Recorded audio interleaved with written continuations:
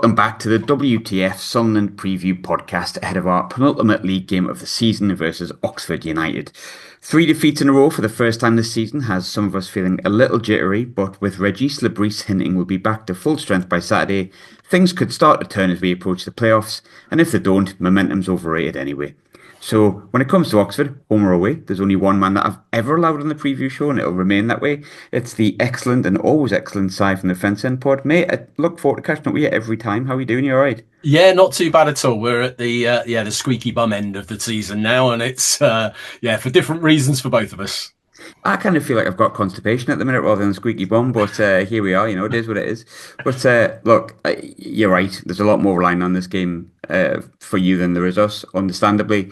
But I imagine you're breathing a little bit more easier than you were about 4:30 yesterday. A really good goal from Cameron Brannigan, if people haven't seen it. Gets you appointed Cardiff, who are naturally right down there with you as well, further down, in fact. Big game, big result in the context. How was the performance? Yeah, not a great performance, to be honest. We've kind of over about the last 8 games, we've gone from sort of starting with Norwich away and getting a really good draw away from home. Then the following game, poor. Next game, great. Following game, poor. Even with the same team, we've kind of gone from being the win at home against Sheffield United, and then the following week, same team, and we get beat. And it's trying to get consistency of performance as well as result. But yesterday, getting the point at Cardiff keeps them, proper 6-pointer. They're now 6 points behind. They would have been 3, and that would have made it really tight. Brannigan got us out of trouble there with an absolute screamer, and it wasn't a good performance. There was a weird stat doing the rounds today. Cardiff didn't have a single goal kick. So we obviously, if we had shots, they weren't on target, or they were on target and very easy to parry, and not even kind of crosses that were clear or anything like that. Not a single goal kick. So it was very much them in control, and Brannigan coming up with a 30-odd yard screamer of a free kick to get the point. You got to take it when you're at that stage. It's all about results, I suppose, when you're down there. And it leaves you with 2 games to go, 3 points clear of the drop alongside other teams as well. I think people have seen the table. But you've got ourselves at home, and then you've got Swansea away, who are actually the top form team in the last 6 games. How many points do you think you need to keep you safe? It's tricky. Lots of people have been doing sort of predictions and running models and stuff like that. One of the guys I know, he works for a games company, and I think he's been using the kind of the computer they use for Football Manager or whatever it is to sort of try and get as accurate as possible a result. And each time you get a slightly different result.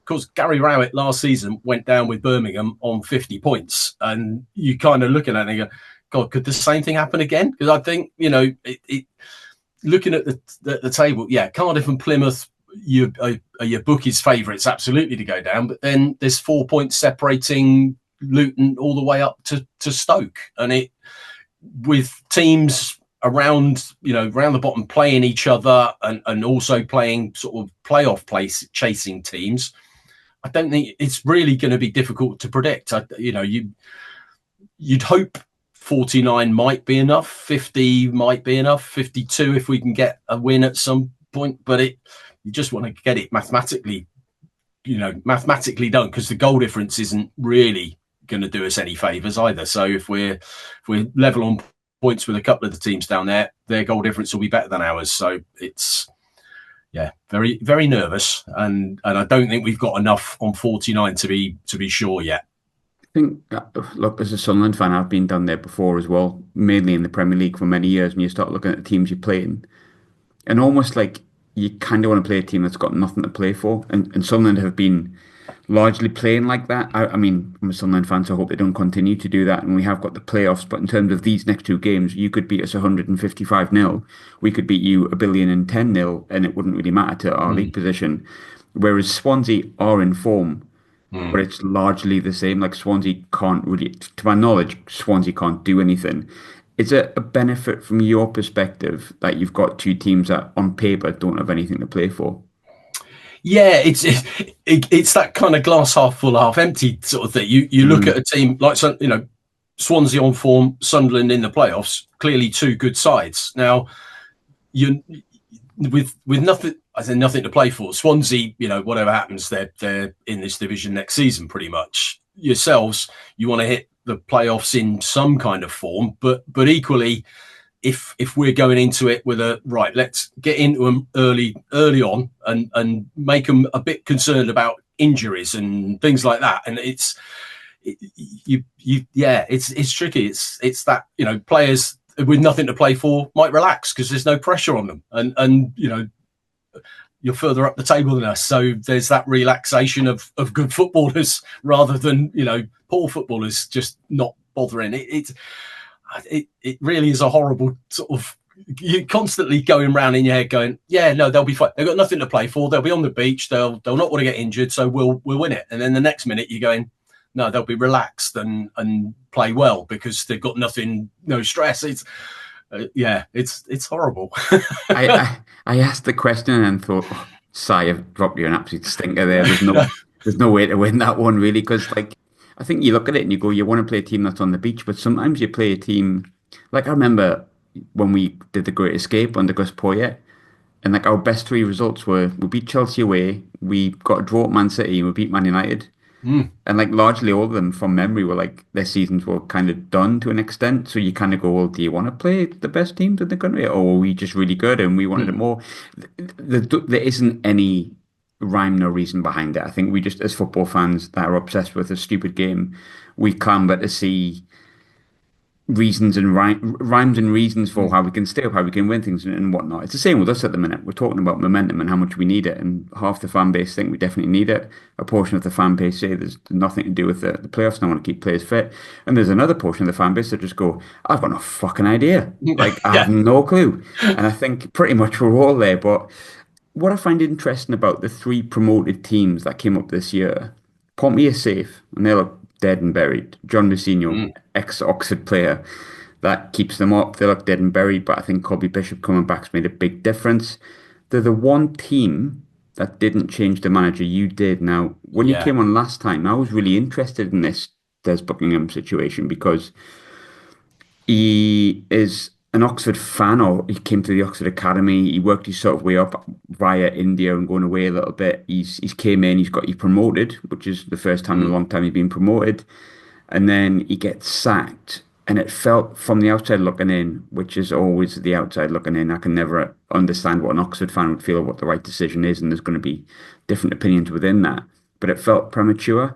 How did the sacking come about? How did you personally feel about it? And what are your thoughts on it now that you're kind of a few months on? Yeah, at the time, it felt like it was too soon. It felt like, okay, he came in, didn't really have much of a.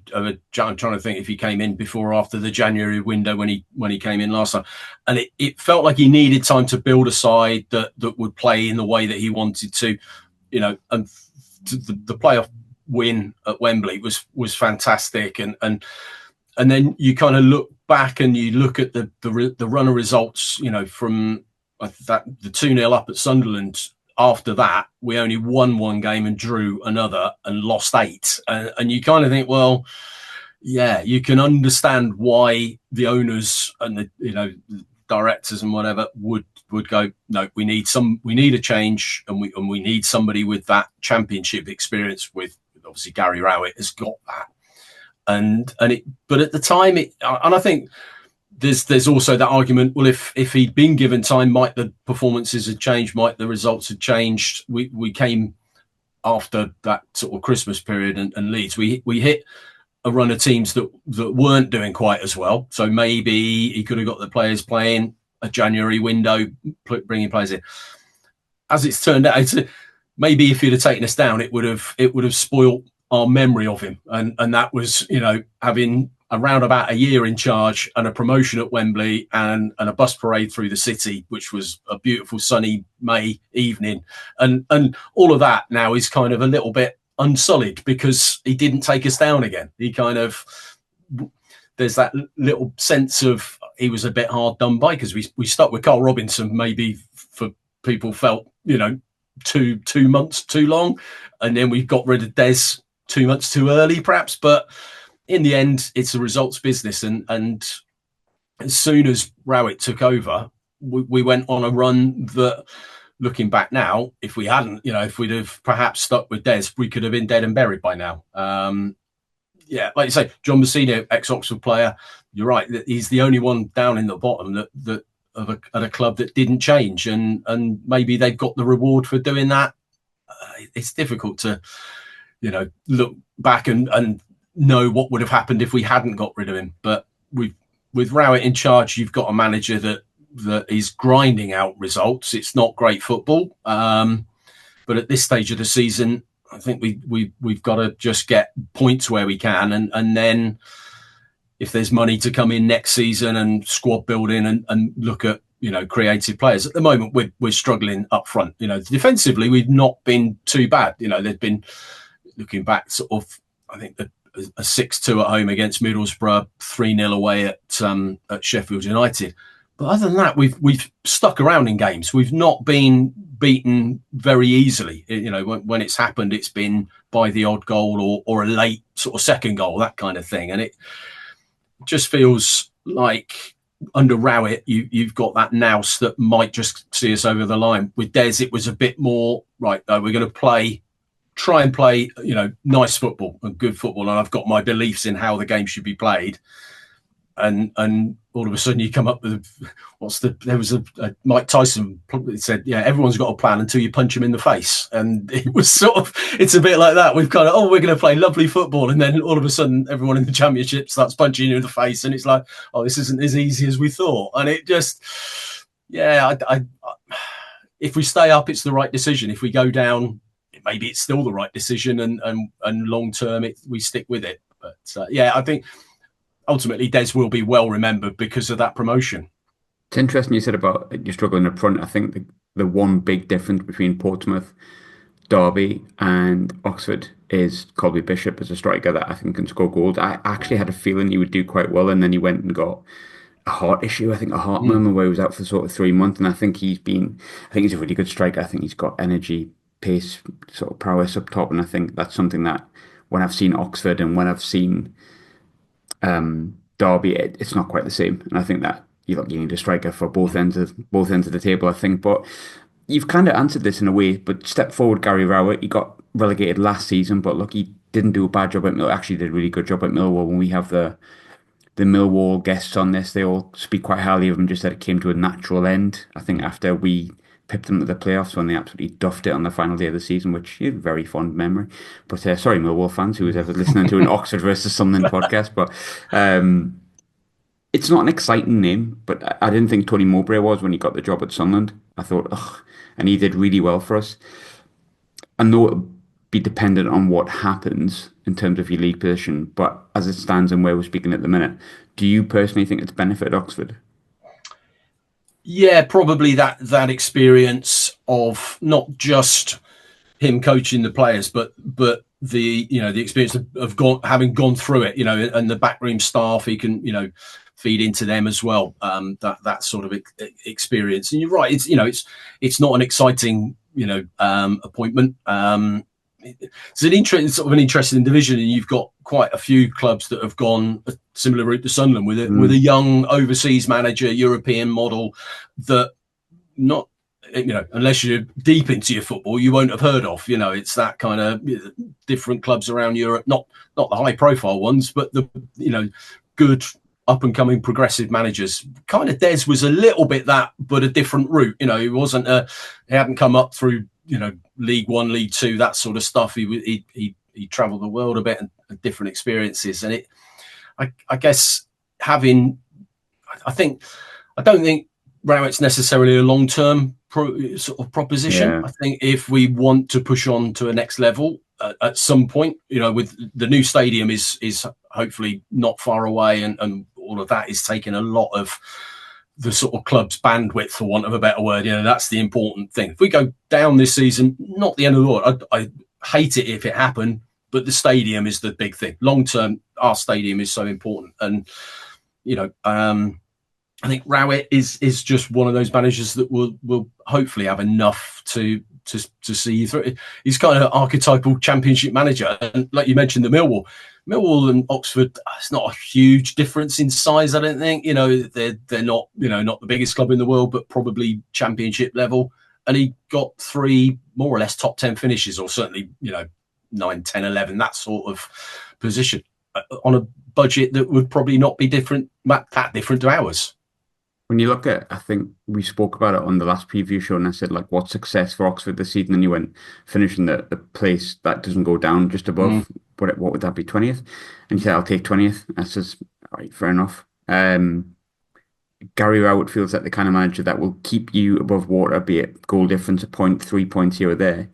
And then you can start to look forward. I think it's like, it doesn't really happen in the Premier League anymore, does it? But when it used to, and teams went up, it was kind of like if they could keep up that one season, then they could go, okay, right, now we start going at things.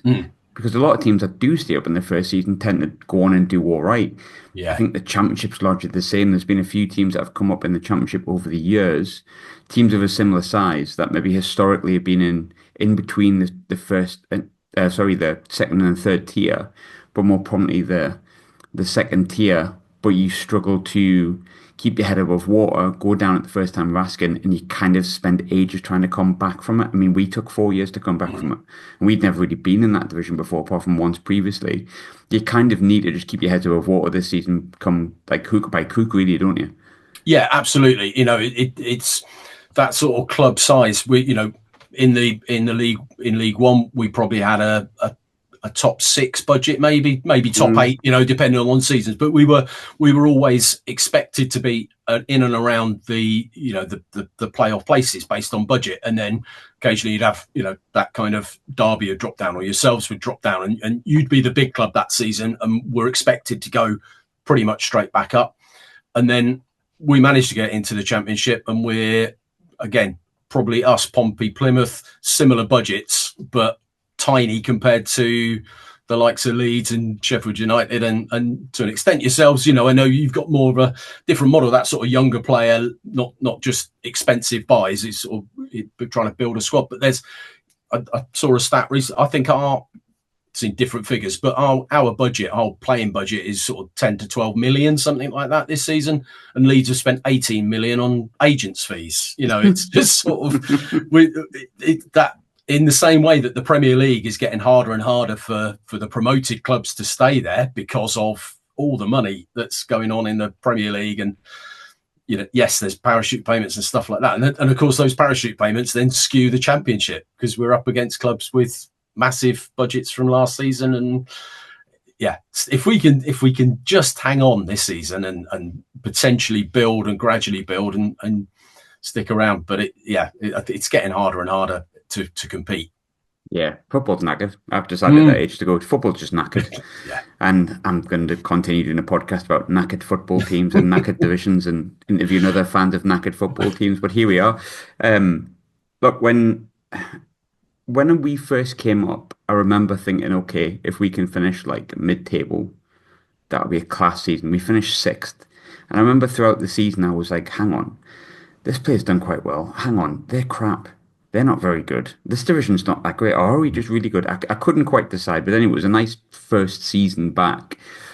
How have you found even the first season? Harder than expected, or kind of exactly what you anticipated? Yeah, I think probably more or less as anticipated. Winning 3 of the first 5 games, I think we were riding a crest of a wave from the playoffs, and we were kind of lucky in a way. At home, we played Norwich, and can't remember the lad's name, but they had a star player from last season who on the eve of the game decided he wasn't going to play, and he's gone to Bayern Munich or somewhere like that. And it was him. Yeah, but it was, so they were not really ready for the season, bit of an upset. And then, first home game in 20 odd years at this level. Great. We go into it. Then we play Preston, who I think just got rid of a manager, and they're getting a new man. And it kind of felt timing was on our side at the start of the season. And then you get a little bit of realism when you kind of come up against those top sides who make it look easy, and the game up at your place was the start of that poor run of results. We'd drawn 5 before we came to you, and then we didn't win one. Well, we only went one more game until the new year, and we just looked. I won't say out of our depth, because that's not fair on the players we've got, but it just looked like there were teams that had another level if they needed to go into it. And we didn't quite have that level either of athleticism and ability, or just that class every now and then that you look at a player and go, we've got nobody who can do that. And you've got to have everybody playing 8 out of 10 at least to be in with a chance. But then equally, there are teams that have perhaps been in this division for a while and not got anywhere near the playoffs, who are kind of Preston's, Stokes, who've kind of struggled a bit recently. And it's hard. You get into that malaise within a club of, if you're not competing, then it just feels like there's not a lot to play for. And if you get the intensity right when you're playing those teams, you can get a result. But there's some absolutely fantastic footballers. We played Leeds. They bring on Patrick Bamford and Dan James as subs. Crikey, it's difficult to compete, but occasionally we have done, and we've just maybe done enough. It's funny. I've kind of banged the drum for the same thing you said about the players they just brought off the bench there. Absolutely the reason I think, and it's factual now. I can say we didn't get the automatics. You just can't bring that quality off the bench. They've got like Ramazani just kicking about in the reserve team basically, and it's like, for God's sake. And there is disparity becoming between the teams. But you're right in what you're saying. You do look at those Prestons and the Stokes. They're kind of mid-table teams that you think, can we get something there, and can you get a point there? But it's interesting you mentioned about the last game, the Sunderland game, because I remember that game. It's the first time. Normally when we win, I just want to watch the goals, have a few drinks, go to bed merry, if I'm completely not honest with you. That was the first time I watched about 4 or 5 different Oxford podcasts, because they were so complimentary, and they were like, oh, Sunderland were just so good.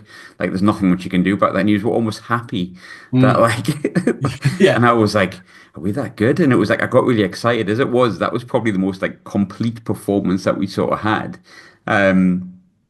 In terms of that game, when you look back to it, who were the players that stood out for you, and why did we look so? Because I think we sometimes forget, and look, I'm trying to cheer myself up here. We sometimes forget we've only been in the Championship. This is our 3rd season, and it felt really nice to have, like, I think the Swansea manager came out, the ex-Swansea manager Luke Williams came out and said how good we were when we came back, and I think we were 2-0 down and came back win 3-2, and was very complimentary. I think Des Buckingham was, and the Oxford fans were really complimentary. And look, it's a long time ago, but what was it that impressed Oxford fans and yourself? Because we spoke afterwards so much about Sunderland's team that day. What was it that stood out so much about us? I think there's a sort of an athleticism about the side, certainly in that game. That where but equally everyone's comfortable on the ball. You've got players that will maybe break a tackle and then have that athleticism to carry the ball and run with the ball and beat players and that sort of physicality is important in the Championship is a tough division. I think Premier League now is all lots of very similar. Everyone wants to play the ball out from the back. It's the whole sort of influence of Pep. I think in the Championship there's a bit more of a mix of types of team. There's, because of the budget disparity and the size of clubs and everything. But I just everyone looked comfortable on the ball. I've always been a big fan of Luke O'Nien. I think he was at Wycombe when we were playing Wycombe a lot, and he's always been one of those players. I don't know whether he's a Premier League player, so he's always one of those players that you look at and you think, I think he might end up with us one of these days, because he's quality. Obviously, Bellingham is not the best player, wasn't he? Yeah, he's not the best player in his family, but he's certainly a decent footballer. He looked head and shoulders above everyone. Great header for the first goal, and then I watched the highlights earlier today, and it was a team performance, and I think that was why it felt, rather than just a couple of moments of brilliance or one player dominating a game, it was a team performance where everybody contributed, and we were at times sort of felt like we were chasing shadows a bit, and it felt it looked easy for it didn't have to break sweat too much. It looked like a a game where they were always in control, and because of that and that kind of feeling relaxed, you can play nice football, and you try stuff and it comes off and it looks great, and yeah, lots of nice on the eye football, but from a good side. I'm not just saying that and blowing smoke up. It was like, okay, that's a level we want to aspire to. Play decent football and without superstars who are just there for a payday. It looks like there's a squad being built. It was interesting you said that, because I remember coming back from the game itself, you kind of went, with all due respect to Oxford, they've just come up, let's put these away. These are the games we should be breezing through. And it felt like that. And I think we beat Derby 2-0 a few weeks beforehand, and it was Bellingham on the score sheet again. He hasn't scored many since, to be fair. But yeah, like, his game's not always about scoring goals. He's a great player. And I think that day particularly was the first day that I thought we might get automatics, because I thought, hang on a minute, Oxford have not really played badly, but they just cannot handle it. And I felt the same for Derby. But look, pissing in the wind talking about the automatics, now it's gone. Parachute payments, bastards. But I remember, looking back to, like I said, when we first came up, and there were certain players, like I said, that stuck out. Is there any players for you that have done better than expected in the Championship, and we should keep an eye out on Saturday? Yeah, I mean, unfortunately, one that you won't see Saturday is Kieran Brown, who our sort of left-sided centre-half. He's played left-back as well when we needed him to. I'm trying to think which game it was. It was the Leeds game, and he went in. No, not Leeds' previous home game. Sorry, but he went in for a perfectly fair 50-50 tackle. Both players kicked the ball at exactly the same time, and Kieran Brown's done his knee ligaments and is now out probably until near Christmas. That sort of length of time. It's a horrible injury, and it was bizarre. In the lead up to that game, somebody found a stat that since September 2022. He'd played every minute of every league game for Oxford, like 80 games on the trot, 90 minutes every game. So he'd not missed through injury, suspension, loss of form. He'd been brilliant. And it was like, wow, that's a hell of a stat, and it did the rounds. And then 10 minutes into the game, it's like, oh, bloody hell, we've jinxed him. But he's been exceptional. Jamie Cumming, the goalkeeper, had a good game up at Sunderland. I think he made a couple of good saves, and he's been... Those two will be sort of vying for player of the season, when you've got a goalkeeper and a kind of left centre half, left back being your players of the season. I think that shows where we've been decent. Like I say, defensively, we've not been too bad. We've got a lad Nelson on loan from Leicester, played centre half, started the season with us, got injured, and we thought that would be it. But he's been back, played the last 2 or 3 games, and looks like a classy centre half. So it's like I said earlier, it's up front. We've struggled to carry a goal threat a lot of the time. And Shemi Placheta is a flying winger, but he's not really created a great deal. Siriki Dembele's injured now. He was a kind of a player that could spark something. So we're kind of down to the sort of the workman-like type players. So there's not going to be a lot of flair on offer, but it feels like the type of the stage of the season where you need everyone just digging in, and we might get that flash of brilliance. Brannigan's it's almost like he's playing on one leg. He's having injections on a knee injury, and he's just going, well, it's pain, what about it? I don't care, I'm just going to play. And that kind of typifies the mentality of the players at the moment. It's like, right, we just got to dig in and try and get something. And it might be a set piece. If, like I say, the free kick he scored at Cardiff from 30 odd yards out was an absolute screamer, and it might be that's what we'll depend on if we are going to get a goal. Looking at the Sunderland's form, look, it's been shaky. We've lost the last 3. We've done 2 podcasts doing it to death as to why. It doesn't really matter. What I'm looking for here is you just to cheer me up, Simon, all right? We're in the playoffs. We're going to play somebody in 5th. We know that. I fancy us. I think we've got a good chance. I'm feeling unusually confident. From the outside looking in, you're probably thinking, what, Sheffield United, Sunderland, we're guaranteed 3rd and 4th place. After that, you've got Coventry, Borough, Bristol City, Blackburn, I think, can possibly still get on it. And then you've also got, Middlesbrough. Borough. Yeah. Do you think, and don't be nice to us, I know I said I want to tune up, but don't just be nice to us. Where does Sunderland stand for you if you're a betting man in terms of winning those playoffs? It's a tricky one. I see Sheffield United with Chris Wilder. I know he's not everyone's cup of tea. No. He was our manager and got us out of the conference, and he's got a bit of a big game mentality at times. He certainly did with us. We know the derby games against Swindon under Di Canio, funnily enough, and Swindon were flying, and Wilder just did something that day and absolutely Did Wilder have Chris Maguire in his team then? He did. Sorry, no. That was much later. Yeah, no, apologies. Yeah, no. That was a weird combination of personalities. Jesus.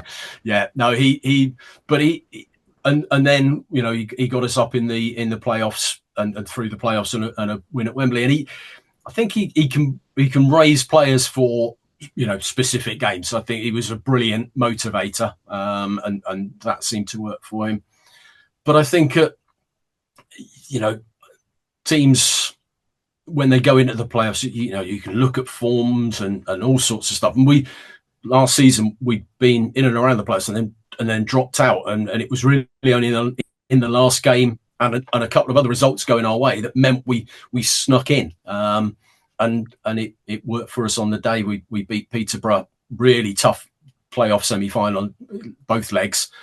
And then we played Bolton, who had beaten us 5-0 a few weeks earlier. And it seemed like they just thought, we've beaten them 5-0, we'll just go and do the same thing again. And it wasn't, we had the mentality of the players absolutely spot on for that game and to really controlled the game from start to finish. But I think, Sunderland have got that home advantage with the big crowd. I know it can sometimes not work as an advantage if it's not going the right way, but I think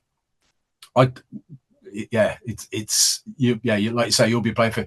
If I was a betting man, I'd say Sunderland, Sheffield United in the final, and then a final can be anyone's. It can go either way very easily. It's not always a form thing at that point. It's just who gets the preparation right just for that one game.